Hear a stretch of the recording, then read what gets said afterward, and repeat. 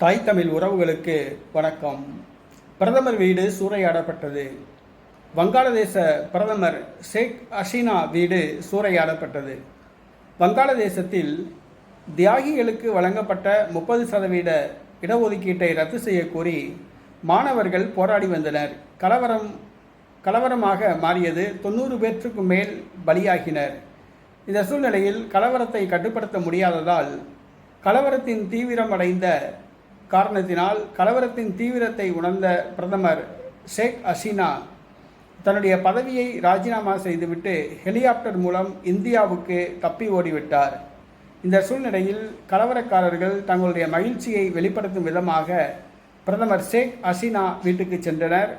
அங்கு உள்ள பொருட்களை சூறையாடினர். பிரதமர் ஷேக் ஹசீனா அவர்களுடைய வீடு சூறையாடப்பட்டது வங்காளதேசத்தில் பரபரப்பை ஏற்படுத்தியுள்ளது. வங்காளதேசத்தில் இராணுவ ஆட்சி அமுல்படுத்தப்பட்டுள்ளது. இராணுவ தளபதி அவர்கள் கலவரம் கட்டுப்படுத்தப்படும் என்று நம்பிக்கை தெரிவித்துள்ளார்.